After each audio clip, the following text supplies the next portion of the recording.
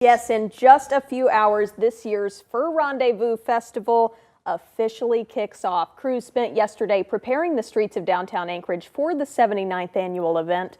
KTVA 11's Dave Detling brings us the details.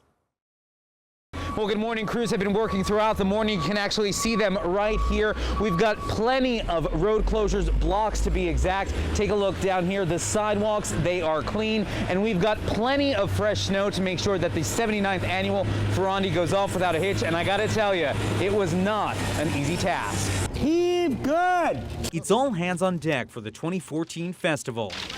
4th Street is fenced off and traffic is being diverted. You pull it tight. Crews are making way for spectators, roughly 30,000 people. Snow fencing. Snow fencing will go from light pole to light pole, and it'll keep the dogs inside. The spectators outside probably better than the dogs inside. The color palette also noticeable throughout downtown. Orange, white, snow.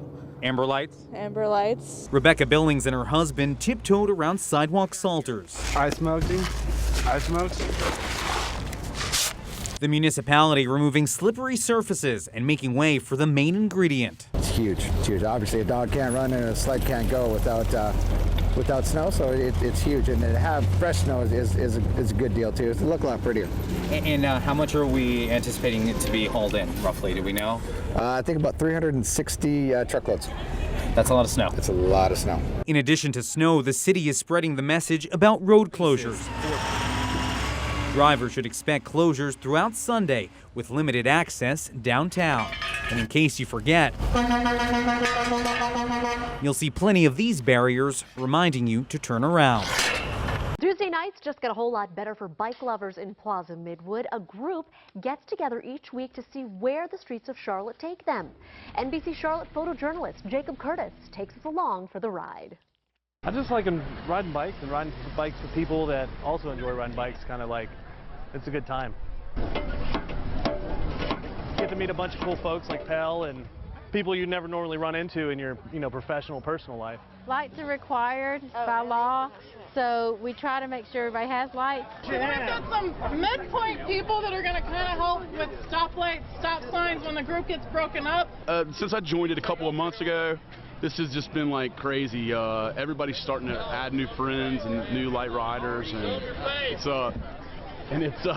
it's going like some nights it's like 70+ people. We have about 85 people, and it's just been a real fun ride. We went through NODA, came down through the city, and now we're at the Comic Grill, and everyone's having fun. Nice party pace, fun atmosphere. Everyone's getting along, keeping together.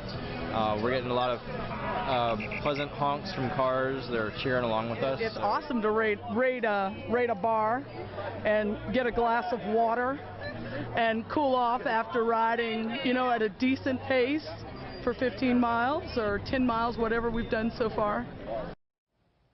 The Plaza Midwood Tuesday night riders meet every Tuesday at 7:45 at the Common Market in Plaza Midwood. If you'd like to join, make sure to bring a helmet and bike lights. I'm getting a workout, nothing else. They hope to break down barriers by building one. Right now we're digging holes for putting in a fence, so I'm digging a hole for a fence post. So Warren Wilson College students volunteering at Isaac Dixon Elementary. Finally, a badly needed fence. So that we can keep the kids from running out into the road. Not to mention, apparently there's a chicken or two. Service Day isn't just Friday, it's a philosophy. I just love doing it, it makes you feel good and it's a good way to get out. So on Service Day, students don't have to dig deep to learn something important. That there's lots of important work to be done off campus. And beneath the surface, Yeah, it's pretty awesome. there's sheer joy. I was pretty excited this morning. I was like, yes, I'm going to go help people. And sometimes they do more than just help. And they came here to help us clean up the garden and learn about Shiloh. Clearing land full of possibilities. Their labor brings something special to the table. The Shiloh Community Garden is a source of organic fruits and vegetables. And we learn from them because they are so friendly, so nice, and they come from so many different places. So it's the simple solution to complex problems. Sometimes an army of volunteers can fill a huge void. In Asheville, John Lee, News 13. September is Hunger Action Month, and Anchorage Group has been delivering on that action not just this month, but every month. We sent CBS 11's photojournalist Jacob Curtis to tag along to document that need. FISH is an Anchorage-based nonprofit that's been serving the community since 1967. Volunteers travel to all parts of the city, filling in the gaps so that no one family that reaches out has to go hungry.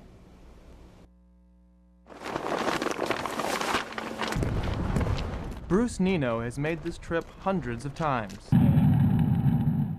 There's times when I've delivered, you can hear the kids calling, "Fish is here," and you hear the footsteps, and the door opens, and you know they're waiting, and you're making a difference. Nino is with FISH, Fellowship in Serving Humanity, which has been feeding Anchorage families for more than 4 decades. Okay, you take that. See, this family gets 2 loaves. There might be 6 children. There might be 4 adults. There might be some people who are not able to walk downstairs to pick up their groceries that we deliver, so they are delivered right up every stair, right to their door. Their clients face tough choices. Sometimes we get started to say, should I get gas or should I get a loaf of bread? Or I don't like getting down to that point. And when their clients have to make that choice, this is a freezer that's full of bread. FISH steps in. Bread. Everyone gets bread, some margarine, and some meat. FISH is always in need of volunteers, and with winter coming up, making those deliveries will become even more critical. If you'd like to help out, you can find the link to the organization at our website, ktva.com. And that was CBS 11's Jacob Curtis. There's a lot to get done before they can leave. How you doing? All right, good to see you. How are you? It will be a long journey. We're here to escort the Cycle to the Sea group. We're getting ready to get in the bike and start the trek. We block every road and every driveway from Monroe, North Carolina to Myrtle Beach. 180 miles on a bike. Again, put your hands up if you think you would like to ride in the front pack. 55-year-old Brian Muscarella. Have fun! Out there on the road, you're just, pedaling and you're doing it with your hands. Brian can't walk. And you're just flying down the road, and it's just such a pride that you have. 2 years ago, he wasn't so sure. A marathon runner and high-level exec, he was prepping for a business trip. I just started feeling some chest pain, some tightness. It was a rare spinal stroke that left the father of 2 paralyzed from the chest down. It's just a freak of nature. Things happen, whether they're good or they're bad. And it's just bad luck. That's where the name Team Freak comes from. The team, his buddies, Tom and Dan, riding along with him now. So why are you here? If it was me, he'd be here. Started hitting it. They've been there from the beginning. Yeah, sat at my bedside. And hey, we're going to get through this. Don't worry, we're here for you, and no matter what you need, we're going to be there for you. Sure. How could I not fight this? Because I've got this team, this foundation. I cannot give up. I can't feel sorry for myself. His attitude pretty much the same as everyone on this 3-day bike ride through the country. Half have disabilities, the other half are support, friends and family, all riding through the country where every curve brings a new town. We're almost halfway. Actually, I think we are halfway done with 180 miles. The ride is full of speed bumps. A flat tire. Rock went through the right through the tire. And injuries. My hand went down and hit the pavement. It is exhausting. Time for a rest. Let's get ready for the next 30. Nightfall brings a much-needed break. With morning, Hey guys, let's go to the beach! another fresh start. You really can do it, I promise. The finish line finally in sight. Brian's wife, Carol, is there. I'm very, very proud of him. I don't know that I could do it. You made it, buddy? Everyone's just like, wow, he did it. And just so jubilant, it's unbelievable. And it's another thing, hey, I did it. And you proudly wear your shirt that, yeah, I cycled to the sea with my hands. Don't you ever tell anybody or let anybody ever tell you that you can't do something. Because you know what? You can. You can do do whatever you want to do. Wow. In North Myrtle Beach, Michelle Bowden, NBC Charlotte. Good job. Many students have no idea what they want to do when they graduate from high school, but that isn't the case with two young men KTVA 11's Lauren Maxwell is about to introduce us to. And Lauren, we understand they have something very special to celebrate. Well, Charlotte, they really do. The students are seniors, and they've been taking the construction electricity class at the King Career Center. Now, they've done so well, they've been invited to take part in the IBEW's apprenticeship program. That's a big deal because it means that for the next 5 years, all their training will be paid for, and they'll be earning a hefty salary while they get on-the-job experience. We run the wire right through. Brian Hobbs is doing things he never would have imagined. Should be about right. Before he enrolled in this construction electricity class at the King Career Center, Let's see here. he had no experience at all. Have you ever done anything like this before you took this class? Really? No, absolutely nothing. Brian says college wasn't for him. Jacob Bates said the same thing. I am not a school person. Jacob is the other student selected to interview for the prestigious apprenticeship program. But he says just a few years ago, his grades would never have gotten him considered. My grades improved from D's and F's to A's and B's. That changed when he came here and found a purpose for his studies. No surprise to longtime instructor James Elam. Not everybody is made for college, and a lot of our students, that's not their primary interest. What they want to do is they want to start working. Brian and Jacob should be doing that soon enough and getting paid while they participate in the 5-year program. It feels fantastic. A lot of my friends are freaking out. Oh, I need money for college. A lot of debts. I got to figure out what I'm going to do. And I'm like, I have everything going. A pretty sweet deal for two young men whose future can only look bright. And they really are to be congratulated. In case you don't know, the King Career Center is a part of the Anchorage School District. Their mission, to get students work ready. They offer classes in over 20 different careers. Well, many more new businesses could pop up in Anchorage if voters choose to legalize marijuana.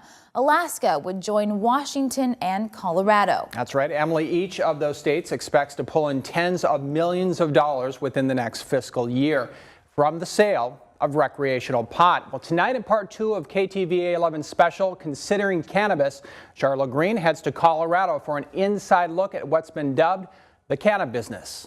You can see how they cluster, and this is just one big, huge marijuana bud. Just a few years ago, Tony Fox would have been considered the kingpin of a major marijuana trafficking operation. And her 3,000 cannabis plants could have brought felony charges and serious prison time.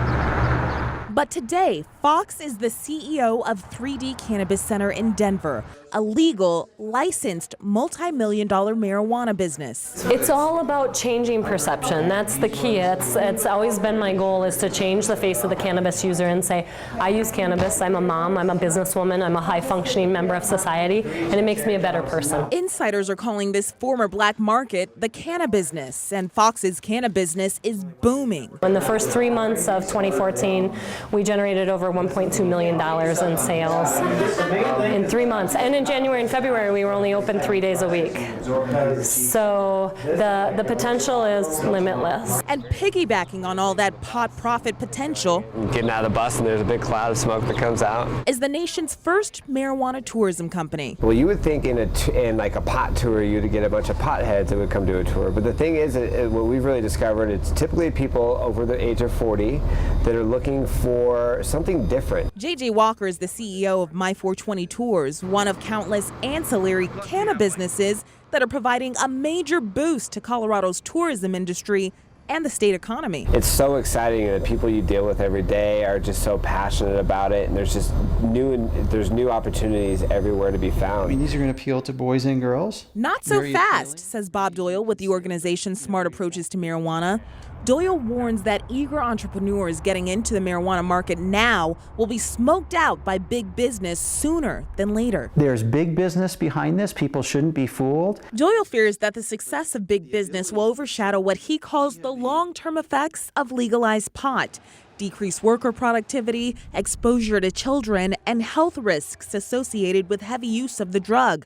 although he does recognize there may be some medicinal benefits to marijuana. Let's get this more patient-focused and not profit-focused. My hope is Alaska does not make the same mistakes that we've made, and that they put public health and safety first. There's no book that's been written on how to legalize marijuana. So what we've done is, wherever practical, we're borrowing from best practices in other regulated environments like liquor or casino gambling. Colorado's marijuana model, according to Louis Koski, was crafted with public health and safety in mind.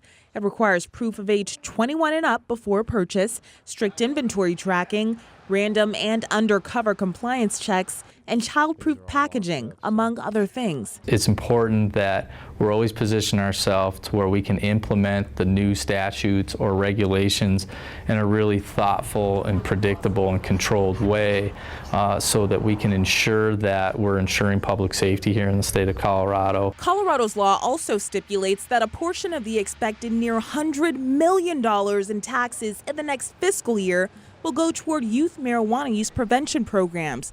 But that's only one leaf off of Colorado's growing Mary Jane money tree.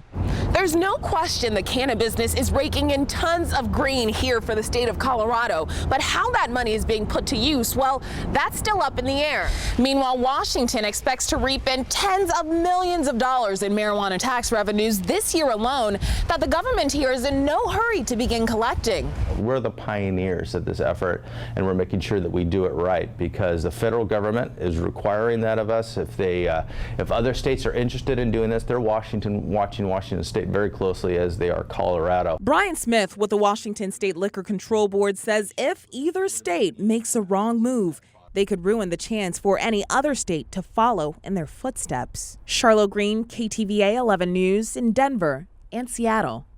Colorado's recreational marijuana stores have been operating for 5 months now, but Washington State has yet to issue a single retail license. Find out what the holdup is tomorrow as our crew heads to Seattle for part 3 of our 5-part special considering cannabis.